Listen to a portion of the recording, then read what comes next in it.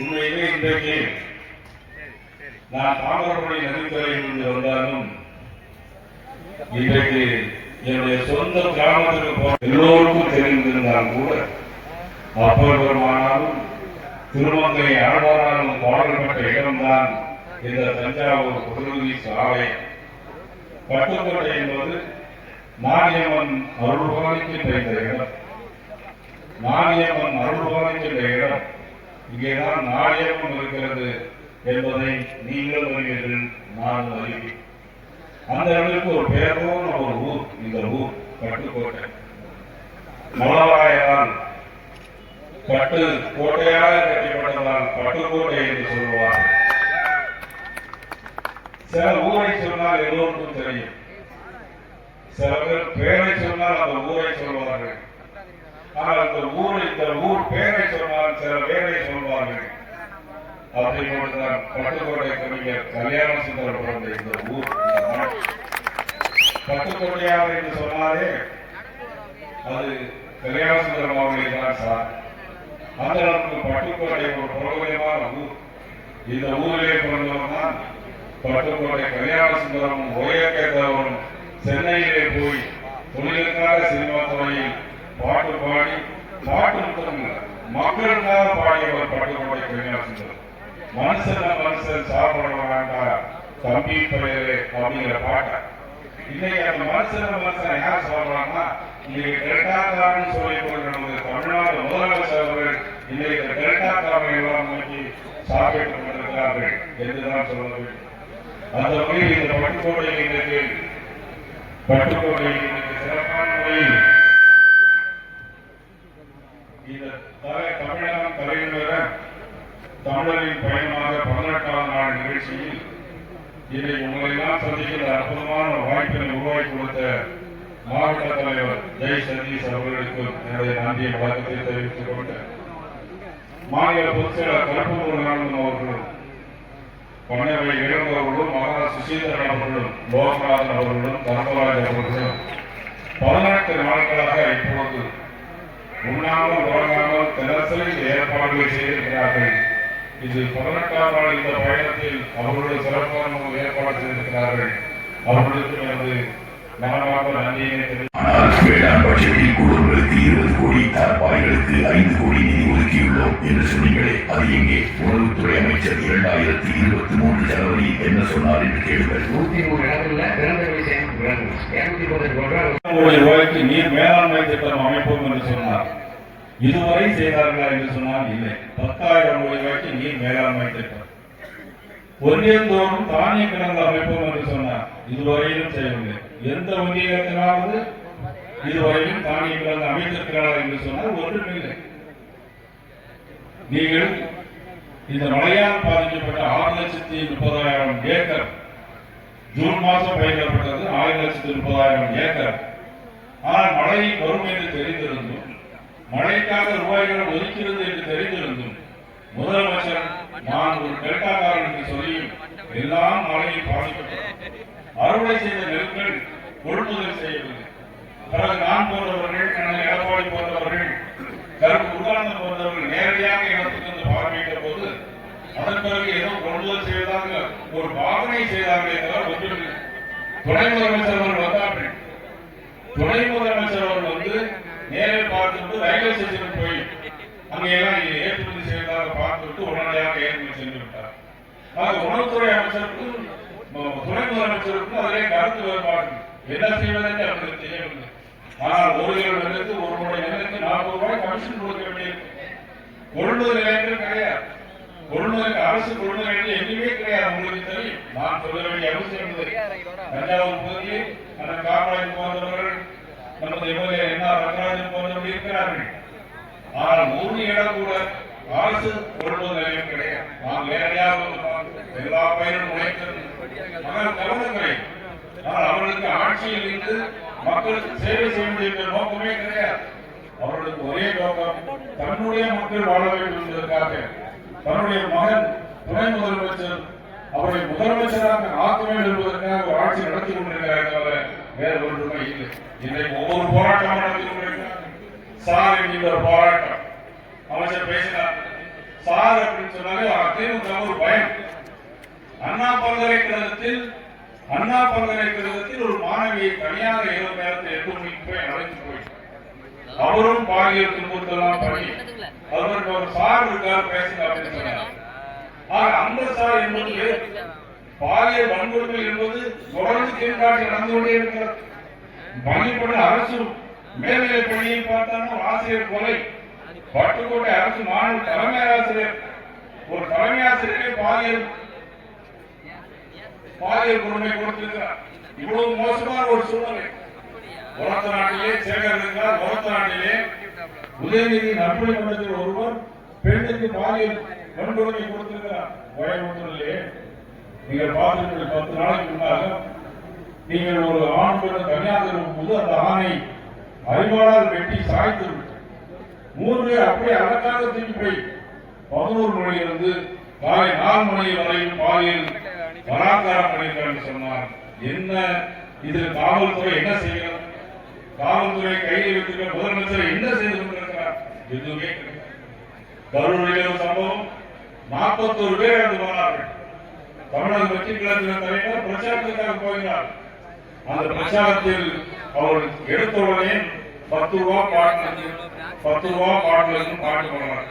10 ரூபா பாட்டுன்னா அவங்க எல்லாத்துக்கும் தெரியும், அப்படித்தானே? 10 ரூபா பாட்டுன்னா அவங்க எல்லாம் தெரியும். அது நல்ல விஷயம் தெரியும். டாஸ்மாக்ல 10 ரூபா பாட்டு கமிஷன் வாங்குறாங்க பாட்டு போடுறாங்க. உடனே செருப்பை குத்தி வீசலாம் எல்லாம் கடன் மாற்றம் லத்தி சார்ஜ் எல்லா பெண்களும் கண்ணு முழுங்க. நீங்க 10 வயசு குழந்தை, 3 வயசு குழந்தை, பெரிய வயதான தாய்மார்கள் எல்லாரும் அதில் நசுங்கி அந்த சாக்கடையில் நசுங்கி 41 பேர் இறந்துள்ளார்கள். யார் காரணம்? திமுக முன்னாள் அமைச்சர் காரணம். இரவோடு இரவாக அந்த அமைச்சர் முன்னாள் அமைச்சரை காப்பாற்றுவதற்காக முதலமைச்சர் சென்னையிலிருந்து உடனடியாக கரூர் வருகிறார். இரவோடு இரவாக போஸ்ட்மார்டம் செய்யப்படுகிறது. போஸ்ட்மார்டம் முடிந்த பிறகு காலை 5 மணிக்கெல்லாம் சென்று விடுகிறார். அப்புறம் சட்டமன்றத்தில் நானும் எடப்பாடி அவர்களும் நாங்கள் ஒரு தீர்மானத்தை ஒத்துழைப்பு தீர்மானத்தை கொண்டு வரும்போது அவர் சொல்கிறார், அங்கே கண்ணூரில் ஏற்பட்டது இறந்தாரை தவிர வேறு எந்த விஷயம் இல்லை என்று சொல்கிறார். அந்த அளவுக்கு முதலமைச்சர் திமுக பாதுகாப்பதற்காக ஆட்சி நடத்தி கொண்டிருக்கிறார் தவிர வேற எந்த விதமான நோக்கமும் இல்லை. நான் சொல்வதெல்லாம் மக்கள் 5 ஆண்டு காலம் உங்களை முதலமைச்சராக இருக்கிறார், மக்களுக்கு நன்மை செய்வதற்காக இருக்கிறார். ஆனால் எங்கு பார்த்தாலும் போதைப் பொருட்கள், எங்கு பார்த்தாலும் கஞ்சா. கோயம்புத்தூரில் நடந்த பாலியல் பலாத்காரத்திற்கும் எல்லா பாலியல் பலாத்காரத்திற்கும் காரணம் போதைப் பொருட்கள், கஞ்சா என்பதை நான் பகிரங்கமாக இந்த அரசை குற்றம் சாட்டுகிறேன். அந்த அளவுக்கு ஒரு மோசமான ஒரு ஆட்சி தான் நடந்து கொண்டிருக்கிறார். கேட்டா எதுவுமே செய்யல, தமிழ்நாட்டிற்கு எதுவுமே செய்யல அப்படின்னா இந்த 11 ஆண்டுகளில் 14 லட்சம் கோடி ரூபாயை தமிழ்நாட்டில் தந்தது பாரத பிரதமர் நரேந்திர மோடி அவர்கள். யாராலும் மறக்க முடியும்? இந்த மாநிலத்திற்கு 9,000 பேர் 98,000 பேர் இந்த மாவட்டத்தில், இந்த தஞ்சை மண்ணில் மட்டும் 98,000 பேருக்கு இன்சூரன்ஸ் இல்ல. 1000 கோடி ரூபாய்க்கு மேல இன்சூரன்ஸ் கொடுத்திருக்கிறது பாரத பிரதமர் நரேந்திர மோடி அவர்கள். யாராலும் மறக்க முடியும்? இன்னைக்கு திருச்சியிலிருந்து தஞ்சாவூர் வரைக்கும் 4 வழிச்சாலை 6 வழிச்சாலை மாற்றுவதற்கு 48 கோடி ரூபாய் மத்திய அரசு கொடுத்திருக்கிறது. தஞ்சாவூர் சோழபுரத்திலிருந்து தஞ்சாவூர் திருச்சி ஆக 1000 கோடி ரூபாய்க்கு சாலைகள் போடப்படும். நாகப்பட்டினத்திலிருந்து தஞ்சாவூருக்கு 578 கோடி ரூபாய் சாலைகள் 4 வழிச்சாலை. எங்க பார்த்தாலும் பாத்தீங்கன்னா 4 வழிச்சாலை 6 வழிச்சாலை. நீங்க போனீங்கன்னா திருநெல்வேலி அல்வா கடை, நெல்லை கரும்பி காஃபி வரிசையா கிடைக்கிறது. இன்னைக்கு எல்லா சாலைகளையும் பாத்தீங்கன்னா பெரிய ஃபேக்டரி மாதிரி இன்னைக்கு அவ்வளவு தூரம் இன்னைக்கு தமிழ்நாடு விழிப்போடு இருக்கிறது. காரணம் மத்திய அரசு என்பதை யார் வர முடியாது. ஆனால் எடப்பாடி அவர்கள் முதலமைச்சராக இருக்கும்போது 11 மருத்துவக் கல்லூரிகளை கொண்டு வந்தார்கள் தமிழ்நாட்டில். கொடுத்தது யார்? பாரத நரேந்திர மோடி அவர்கள். வாங்கி தந்தது யார்? அண்ணா திராவிட முன்னேற்ற கழகத்தின் பொதுச் செயலாளர் மருத்துவருக்கு மரியாதை எடப்பாடி அவர்கள் மறக்க முடியுமா? மேட்டுப்பாளையத்தில் இன்னைக்கு மக்களை சந்திக்கிறார், இருக்கிறார். கிட்டத்தட்ட எல்லா தொகுதிகளுக்கும் மேட்டுப்பாளையத்தில் இந்த ஆட்சிக்கு இன்னும் 50 தொகுதிகள் தான் பாய்க்கிறது. மேட்டுப்பாளையத்தில் இந்த ஆட்சியை நோக்கி எதிர்த்து அவர் முன்னுரை எழுதியிருக்கிறார். நமது அண்ணன் எடப்பாடி அவர்கள் பாரதிய ஜனதா கட்சி இந்த ஆட்சிக்கு முடிவுரையை எழுதக்கூடிய நாளாகத்தான் ஒவ்வொரு நாளும் இருந்து கொண்டிருக்கிறது. இன்னும் 2.5 மாதங்கள் தான் இருக்கிறது. 2 அல்லது 3 மாதங்கள். ஏப்ரல் 10ஆம் தேதி தேர்தல் வரும். இந்த ஆட்சியுடைய நாட்கள் எண்ணப்பட்டுக் கொண்டிருக்கிறது. வெகு விரைவில் தேசிய ஜனநாயக கூட்டணி ஆட்சி அண்ணன் எடப்பாடி அவர்கள் தலைமையிலே அமையும். அப்பொழுது நாட்டு மக்களுக்கு நல்லது நடக்கும் என்று தெரிவித்துக் கொள்கிறேன். இப்பொழுது கூட 2 தினங்களாக பீகாரிலே தேர்தல் நடைபெறுகிறது. தேர்தலை இன்னைக்கு எக்ஸிட் போல் கருத்து கணிப்பு வந்திருக்கிறது. 150 இடங்களுக்கு மேலாக தேசிய ஜனநாயக கூட்டணி வெல்லும் என்ற கருத்து கணிப்பு நான் ஏற்கனவே சொன்னது அண்ணா பல்கலைக்கழகத்தினுடைய சார். இப்பொழுது சொன்னது நமது முன்னாள் அமைச்சர் அவர்கள் சொன்னார்களே வாக்கெடுப்பு. 2002ஆம் ஆண்டுக்கு முன்னால் 10 தடவை இதுவரை வாக்கெடுப்பு நடத்திருக்கிறார். 10 தடவைகள் வாக்கெடுப்பு. இறந்தவர்களை நீக்குவதும் 18 வயது நிரம்பியவர்களை சேர்ப்பதும் அவ்வளவுதான். இது ஒண்ணுமே கிடையாது. ஆனா முதலமைச்சர் இன்னைக்கு என்ன தெரியுமா சொல்றாரு? சில அதிகமாக மேதாவிகள் பேசுகிறார்கள். அதில் மத்திய அரசு தேர்தல் ஆணையத்துடைய கீழே இருக்கிறதுனால எல்லா ஓட்டையும் எடுத்து விடுவார்கள் என்று இன்னைக்கு முதலமைச்சர் பேசுகிறார். இன்னைக்கு அவருடைய தொகுதியிலே 9,000 ஓட்டு கள்ள ஓட்டு சேர்த்திருக்கிறார். முதலமைச்சர் குளத்தூர் தொகுதியில் 9,000 ஓட்டு அதிக கள்ள ஓட்டு சேர்த்திருக்கிறார். அதை நீக்கிவிட்டார். இதே மாதிரி 234 தொகுதியிலும் ஒரு தொகுதிக்கு 10,000 15,000 ஆவரேஜாக கள்ள ஓட்டு சேர்க்கப்படுகிறது. அது நீக்கப்படும் பொழுது நிச்சயமாக தேசிய ஜனநாயக கூட்டணி நிச்சயமாக ஆட்சி அமைக்கும் என்பது எந்த விதமான சந்தேகம் இல்லை. தஞ்சையில் எல்லா தொகுதிகளிலும், தஞ்சை, பட்டுக்கோட்டை, பேராவணி எல்லா தொகுதிகளிலும் தேசிய ஜனநாயக கூட்டணி வேட்பாளர்கள் அது தாமரை சின்னத்தில் நின்றாலும் சரி, இரட்டை சின்னத்தில் நின்றாலும் சரி, தோழமை கட்சியுள்ள சின்னத்தில் நின்றாலும் சரி, எந்த சின்னத்தில் நின்றாலும் தேசிய ஜனநாயக கூட்டணி அனைத்து இடங்களில் அமோக வாக்கு வித்தியாசத்தில் வெற்றி பெறுவதை சூழ்நிலை உருவாக்கும். முன்பெல்லாம் இந்தியாவா அப்படின்னு சொல்லி ஒரு அலட்சியமா பார்ப்பான். இந்தியாவா அப்படின்னு ஒரு ஏழம் தான் பார்ப்போம். இப்ப நம்ம பாஸ்போர்ட்டை நீட்டினாவே எமிகிரேஷன் ஆபீசர் எல்லாருக்கும் தெரியும். பாஸ்போர்ட்டை நீட்டினாவே என்ன தெரியுமா? ஓ இந்தியான்னு கேட்கிறேன், ஓ மோடியா அப்படின்னு கேட்கிறேன், ஓ மோடியான்னு கேட்கிறேன். இன்னொரு அதிர்ச்சிகரமான செய்தி உங்களுக்கு, நமது இஸ்ரேல் பிரச்சனையில் நமது பாரத பிரதமர் அவர்கள் பேசியதை பார்த்து திருப்பூரில் இருந்து இந்தியாவிலிருந்து எந்த பொருள் போனாலும் 50% வரி போட்டவர் நமது அமெரிக்க அதிபர் என்பதை நீங்கள் கவனிக்க முடியாது. அதை பார்த்து கொஞ்சம் கவலைப்படாமல் சீனா போன்ற பல்வேறு நாடுகளுக்கு போனது நமது பாரத ஏன் போனார்னா இங்கிருந்து ஏற்றுமதியாகிய பொருட்கள் அமெரிக்காவுக்கு போவதை தவிர்த்து மற்ற நாடுகளுக்கு அனுப்பிவிட்டார். அதனால இன்னைக்கு ட்ரம்ப் என்ன தெரியுமா? இன்னைக்கு வந்த செய்தி, இந்தியாவில் வரக்கூடிய எல்லா பொருட்களும் 50% நான் குறைக்க போகிறேன் என்ற செய்தியை இப்பொழுது செய்தியை ட்விட்டர்ல பதிவுகிறேன்.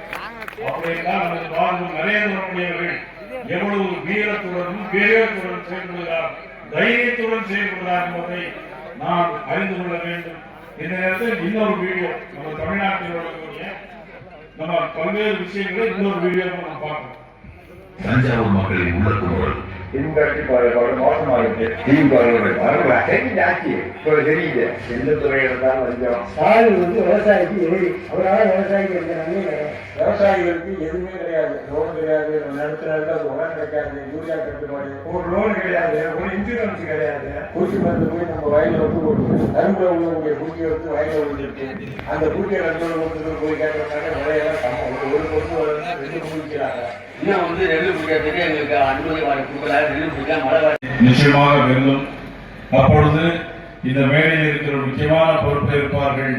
இந்த பகுதியிலே அதிகமாக விவசாயம் தென்னை மரங்களுக்கு ஏற்படுகிற நோய்கள், வாழ நோய்கள் எல்லோருக்கும் இந்த பகுதியில் ஒரு ஆராய்ச்சி மையம் நிறுவுவதற்கு நிச்சயமாக ஆட்சி மாற்றம் வரும்போது நாங்கள் முயற்சி செய்வோம் என்ற நேரத்தில் தெரிவித்துக் கொண்டு இதுவரையிலும் 11 ஆண்டுகள் 15 ஆண்டுகள் முதலமைச்சர், குஜராத் நாட்டினுடைய முதலமைச்சர், 11 ஆண்டுகள் இன்றைக்கு பிரதம மந்திரி, இன்னும் 25 ஆண்டுகளானாலும் பாரத நரேந்திர மோடி அவர்கள் தான் இந்த நாட்டினுடைய முதலமைச்சராக வருவார்கள். இதுவரையிலும் ஒரு ஊழல் குற்றச்சாட்டு கிடையாது, ஒரு மந்திரி மீது ஒரு ஊழல் குற்றச்சாட்டு கிடையாது. அப்பேற்பட்ட தலைவர் நான் நரேந்திர மோடி அவர்களும் தமிழகத்தில் அனைத்து இந்திய அண்ணா திராவிட முன்னேற்ற கழகத்தினுடைய பொதுச் செயலாளர் நமது மாண்புமிகு எடப்பாடி அவர்கள் சேர்ந்து உருவாக்கப்பட்ட இந்த கூட்டணி நிச்சயமாக நாடு போற்றும் நல்ல கூட்டணியாக, நல்லாட்சி தருகின்ற கூட்டணியாக அமையும். தமிழ்நாடு ஒரு நல்லதொரு எதிர்காலத்தை நோக்கி பயணிக்கும். அந்த நேரத்தில் இந்த பகுதி மக்களுக்கு எல்லா நன்மைகளையும் செய்திருவோம். உங்களில் ஒருவராக இருந்து, உங்களோடு இருந்து, உங்கள் முதலமைச்சர் சொல்லி போய் சொல்வது போல் இல்லாமல் உங்களில் ஒருவராக இருந்து நாங்கள் அனைவரும் உங்களுக்காக பாடுபடுவோம் என்று சொல்லி இந்த நிகழ்ச்சியை சிறப்பான முறையில் ஏற்பாடு செய்த அத்தனை நல்ல உள்ளவர்களுக்கும் எனது நன்றி வணக்கத்தை சொல்லி